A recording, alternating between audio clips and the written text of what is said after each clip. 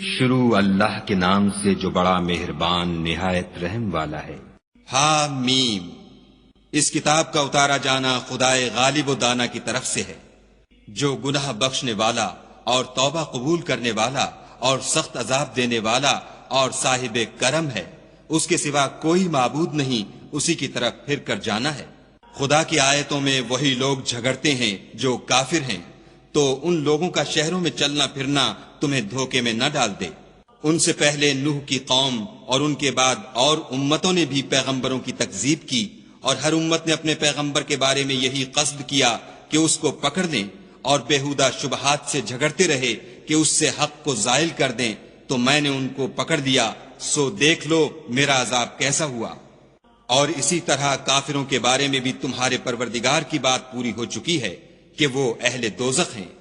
جو لوگ عرش کو اٹھائے ہوئے اور جو اس کے گردا گرد حلقہ باندھے ہوئے ہیں، یعنی فرشتے، وہ اپنے پروردگار کی تعریف کے ساتھ تسبیح کرتے رہتے ہیں اور اس کے ساتھ ایمان رکھتے ہیں اور مومنوں کے لیے بخشش مانگتے رہتے ہیں کہ اے ہمارے پروردگار، تیری رحمت اور تیرا علم ہر چیز کو احاطہ کیے ہوئے ہے، تو جن لوگوں نے توبہ کی اور تیرے رستے پر چلے ان کو بخش دے اور دوزخ کے عذاب سے بچا لے۔ اے ہمارے پروردگار، ان کو ہمیشہ رہنے کی بہشتوں میں داخل کر جن کا تو نے ان سے وعدہ کیا ہے، اور جو ان کے باپ دادا اور ان کی بیویوں اور ان کی اولاد میں سے نیک ہوں ان کو بھی، بے شک تو غالب حکمت والا ہے۔ اور ان کو عذابوں سے بچائے رکھ، اور جس کو تو اس روز عذابوں سے بچا لے گا تو بے شک اس پر مہربانی فرمائی، اور یہی بڑی کامیابی ہے۔ جن لوگوں نے کفر کیا ان سے پکار کر کہہ دیا جائے گا کہ جب تم دنیا میں ایمان کی طرف بلائے جاتے تھے اور مانتے نہیں تھے تو خدا اس سے کہیں زیادہ بیزار ہوتا تھا جس قدر تم اپنے آپ سے بیزار ہو رہے ہو۔ وہ کہیں گے کہ اے ہمارے پروردگار، تو نے ہم کو 2 دفعہ بے جان کیا اور 2 دفعہ جان بخشی، ہم کو اپنے گناہوں کا اقرار ہے، تو کیا نکلنے کی کوئی سبیل ہے؟ یہ اس لیے کہ جب تنہا خدا کو پکارا جاتا تھا تو تم انکار کر دیتے تھے، اور اگر اس کے ساتھ شریک مقرر کیا جاتا تھا تو تسلیم کر لیتے تھے۔ تو حکم تو خدا ہی کا ہے جو سب سے اوپر اور سب سے بڑا ہے۔ وہی تو ہے جو تم کو اپنی نشانیاں دکھاتا ہے اور تم پر آسمان سے رزق اتارتا ہے، اور نصیحت تو وہی پکڑتا ہے جو اس کی طرف رجوع کرتا ہے۔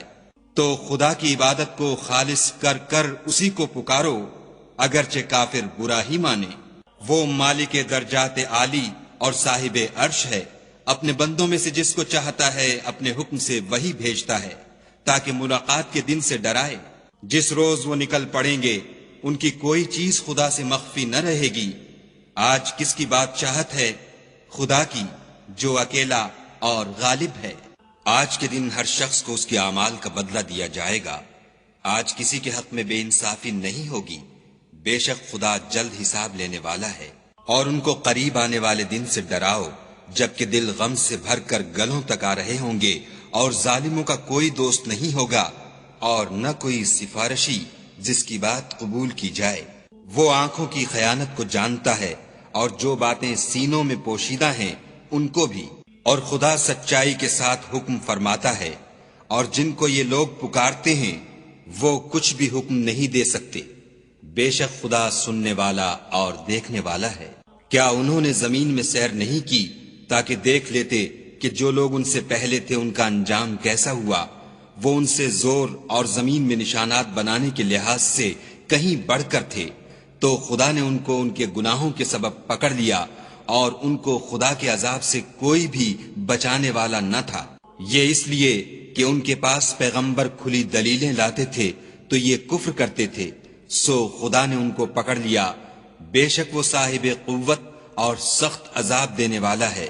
اور ہم نے موسیٰ کو اپنی نشانیاں اور دلیل روشن دے کر بھیجا، یعنی فرعون اور حامان اور قارون کی طرف، تو انہوں نے کہا کہ یہ تو جادوگر ہے، جھوٹا۔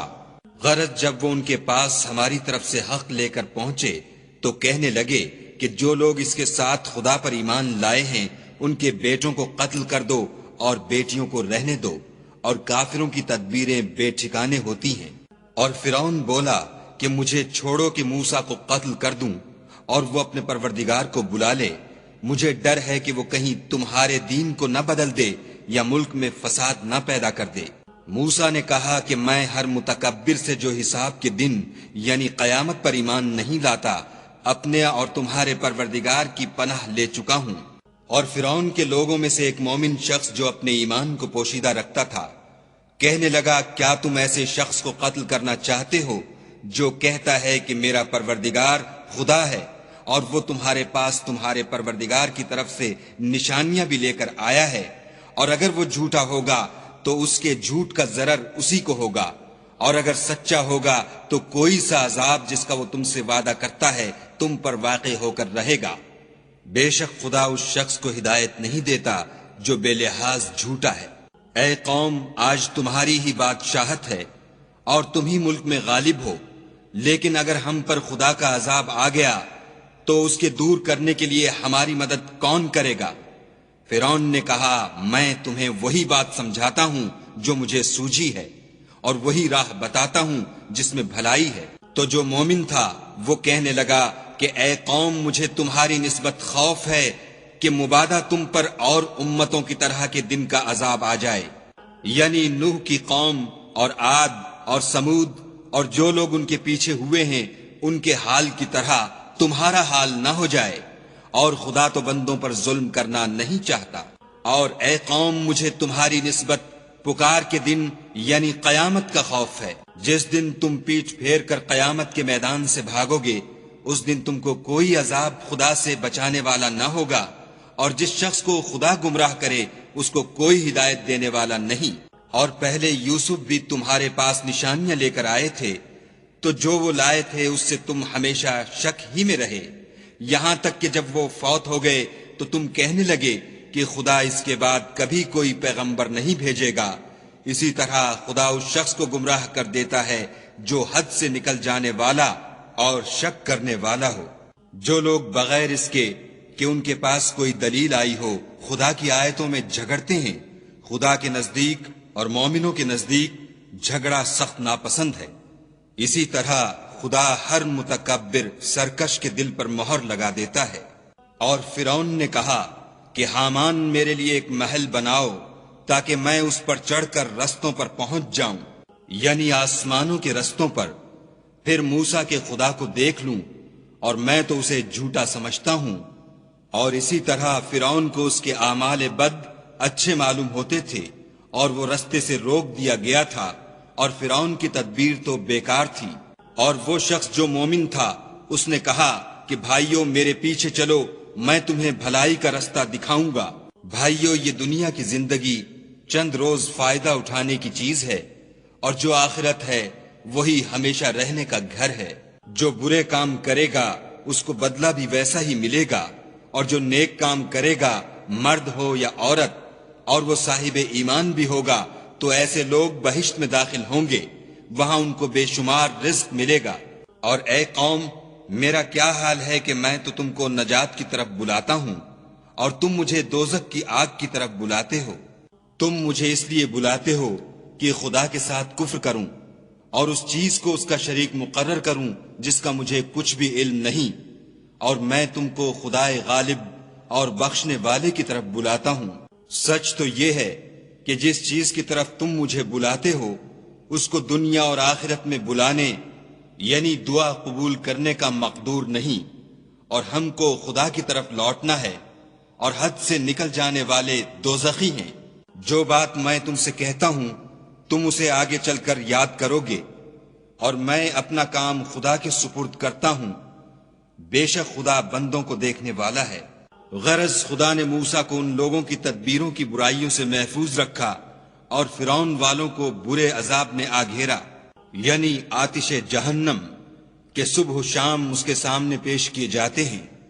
اور جس روز قیامت برپا ہوگی حکم ہوگا کہ فرعون والوں کو سخت عذاب میں داخل کرو۔ جب وہ دوزخ میں جھگڑیں گے تو ادنا درجے کے لوگ بڑے آدمیوں سے کہیں گے کہ ہم تو تمہارے تابع تھے، تو کیا تم دوزخ کے عذاب کا کچھ حصہ ہم سے دور کر سکتے ہو؟ بڑے آدمی کہیں گے کہ تم بھی اور ہم بھی سب دوزخ میں ہیں، خدا بندوں میں فیصلہ کر چکا ہے۔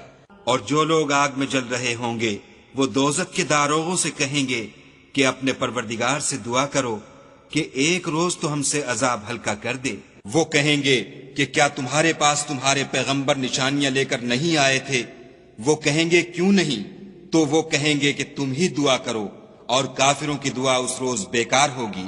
ہم اپنے پیغمبروں کی اور جو لوگ ایمان لائے ہیں ان کی دنیا کی زندگی میں بھی مدد کرتے ہیں، اور جس دن گواہ کھڑے ہوں گے یعنی قیامت کو بھی، جس دن ظالموں کو ان کی معذرت کچھ فائدہ نہ دے گی اور ان کے لیے لعنت اور برا گھر ہے۔ اور ہم نے موسیٰ کو ہدایت کی کتاب دی اور بنی اسرائیل کو اس کتاب کا وارث بنایا۔ عقل والوں کے لیے ہدایت اور نصیحت ہے۔ تو صبر کرو، بے شک خدا کا وعدہ سچا ہے، اور اپنے گناہوں کی معافی مانگو، اور صبح و شام اپنے پروردگار کی تعریف کے ساتھ تسبیح کرتے رہو۔ جو لوگ بغیر کسی دلیل کے جو ان کے پاس آئی ہو خدا کی آیتوں میں جھگڑتے ہیں، ان کے دلوں میں اور کچھ نہیں، ارادہ عظمت ہے، اور وہ اس کو پہنچنے والے نہیں۔ تو خدا کی پناہ مانگو، بے شک وہ سننے والا اور دیکھنے والا ہے۔ آسمانوں اور زمین کا پیدا کرنا لوگوں کے پیدا کرنے کی نسبت بڑا کام ہے، لیکن اکثر لوگ نہیں جانتے۔ اور اندھا اور آنکھ والا برابر نہیں، اور نہ ایمان لانے والے نیکوکار اور نہ بدکار برابر ہیں۔ حقیقت یہ ہے کہ تم بہت کم غور کرتے ہو۔ قیامت تو آنے والی ہے، اس میں کچھ شک نہیں، لیکن اکثر لوگ ایمان نہیں رکھتے۔ اور تمہارے پروردگار نے کہا ہے کہ تم مجھ سے دعا کرو، میں تمہاری دعا قبول کروں گا۔ جو لوگ میری عبادت سے ازراہ تکبر کنیاتے ہیں ان قریب جہنم میں ذلیل ہو کر داخل ہوں گے۔ خدا ہی تو ہے جس نے تمہارے لیے رات بنائی کہ اس میں آرام کرو، اور دن کو روشن بنایا کہ اس میں کام کرو۔ بے شک خدا لوگوں پر فضل کرنے والا ہے، لیکن اکثر لوگ شکر نہیں کرتے۔ یہی خدا تمہارا پروردگار ہے جو ہر چیز کا پیدا کرنے والا ہے، اس کے سوا کوئی معبود نہیں، پھر تم کہاں بھٹک رہے ہو؟ اسی طرح وہ لوگ بھٹک رہے تھے جو خدا کی آیتوں سے انکار کرتے تھے۔